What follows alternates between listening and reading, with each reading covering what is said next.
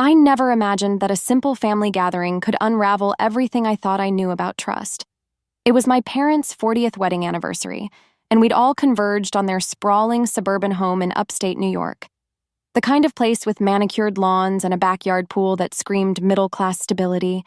I'd driven up from the city with my partner, Elena, her hand resting on my knee during the traffic-jammed ride, a quiet anchor in the storm I didn't yet know was brewing. At 34, I was the eldest daughter, Sarah, the one who'd always played the role of the responsible fixer, paying off student loans on my own, building a career in graphic design without handouts, while my younger brother, Mark, floated through life on our parents' dime. The house smelled like Mom's signature lasagna as we walked in, the air thick with garlic and nostalgia. Dad was in the living room, fiddling with the old stereo, blasting Frank Sinatra tunes that made Elena smile politely. "Sarah, honey, you made it." Mom enveloped me in a hug that felt a tad too tight, her perfume overwhelming. Mark was already there, lounging on the couch with his fiancée, looking every bit the golden child in his crisp polo shirt. He'd just quit another job, his third in 2 years, but no one mentioned it. Instead, Dad clapped him on the back. "Mark's got big plans, real estate investing, smart kid." Elena squeezed my hand as we settled in. She'd been with me for 5 years, a steady force with her no-nonsense attitude and warm brown eyes.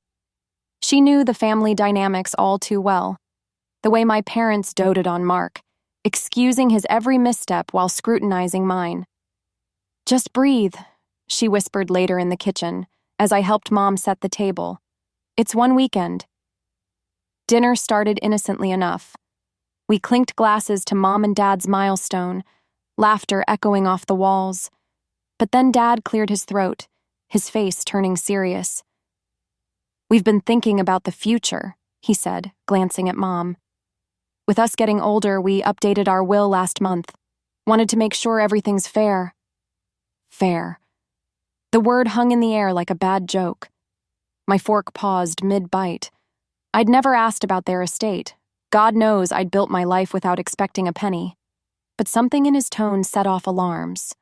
Mark shifted uncomfortably, avoiding my eyes. "What do you mean, updated?" I asked, trying to keep my voice light. Mom waved a hand dismissively. "Oh, nothing major. Just reallocating some things. Mark's starting that business, and we thought it best to give him a head start. The house, the savings, most of it to him. You'll get the family heirlooms, Sarah. And that old cabin upstate. It's sentimental." Sentimental? The cabin was a dilapidated shack we'd visited once as kids, worth maybe a fraction of the house. My mind reeled. Inner thoughts crashed like waves. All those years I'd sent money home when Dad's business dipped, covered Mark's rent when he forgot to pay, and now this? Betrayal burned in my chest, hot and sharp. They'd manipulated the narrative for years, painting me as the independent one who didn't need help, while funneling everything to Mark because he was the fragile son. Elena noticed my silence, her foot nudging mine under the table. "That sounds thoughtful," she said diplomatically, but her eyes flashed with anger on my behalf. Mark finally spoke up, his voice defensive. "Sis, it's not like that. Mom and Dad just want to make sure I'm set up. You've got your career, you're doing fine." "Fine?" The word exploded from me before I could stop it. I set my napkin down, hands trembling. "I've been fine because I've had to be. No safety net, no bailouts.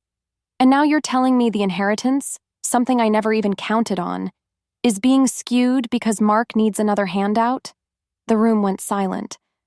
Dad's face reddened. "Sarah, don't be dramatic. We've always supported you in our way. Emotional support, advice." "Advice like toughen up when I was struggling through college alone?" I shot back. My heart pounded, a mix of rage and hurt. Boundaries. I'd never set them properly, always swallowing the favoritism to keep the peace. But this? This was control disguised as love, a betrayal that cut to the bone. Mom's eyes welled up. "We didn't mean to hurt you. We just... Mark's had a harder time. We thought you'd understand." "Understand?" The word echoed in my head, mocking me. All my life, I'd been the one understanding, forgiving, stepping aside. Personal growth felt like a distant dream, but in that moment, something shifted. A spark of empowerment amid the emotional wreckage. After dinner, I excused myself to the guest room, Elena following close behind. The door clicked shut, and I paced the floor, tears stinging my eyes. How could they do this? It's not about the money, it's the message, that I'm worth less. Elena pulled me into her arms, her embrace grounding me. You're not worth less. They're blind to their own biases, but you don't have to accept this narrative anymore. She sat me down on the bed, her voice steady. Remember when you left that toxic job last year? You set boundaries then, and look how much stronger you are. This is the same. Confront it head on, but on your terms. Her words pierced the fog. Elena had always been my rock, the one who saw through the family facade. We'd met in a coffee shop during my lowest point, post-breakup and jobless, and she'd encouraged me to rebuild without apologies. Now she handed me a tissue, her hand lingering on mine.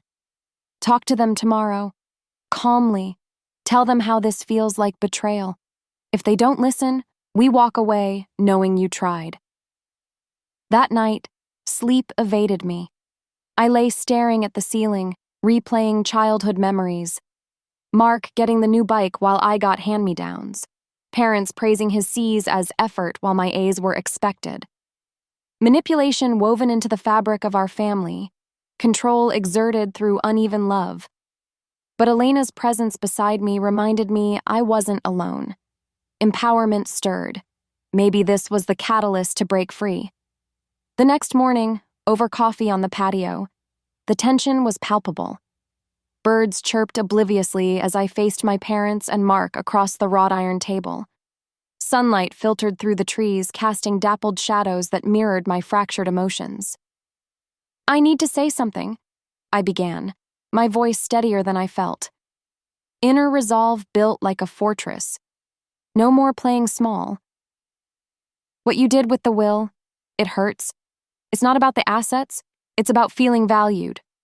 All my life, I've felt like the afterthought, because Mark's needs always came first. Dad sighed, rubbing his temples. Sarah, we love you both equally. But Mark...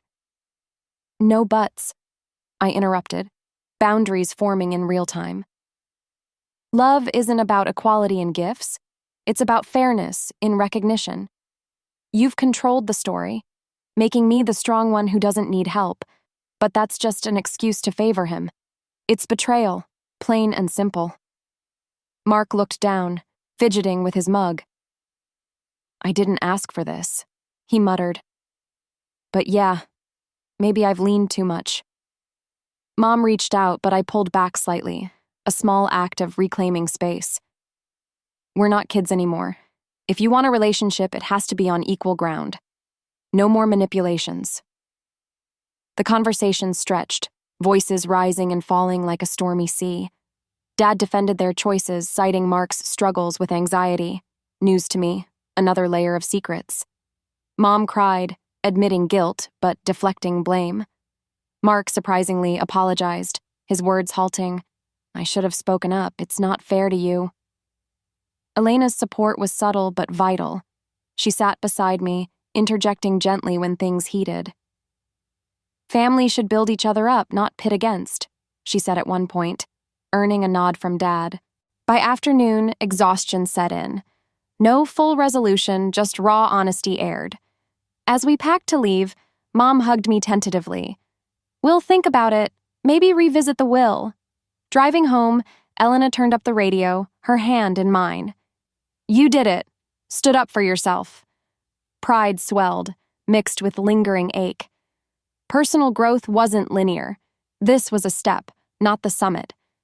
Boundaries set, emotional tension released like a valve. But the betrayal's scar remained, a reminder to guard my heart.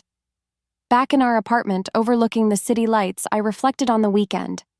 Empowerment tasted bittersweet, freedom from control, yet mourning the family ideal shattered. With Elena by my side, I knew I could navigate whatever came next. Maybe therapy, maybe distance. The story wasn't over. It was just beginning anew.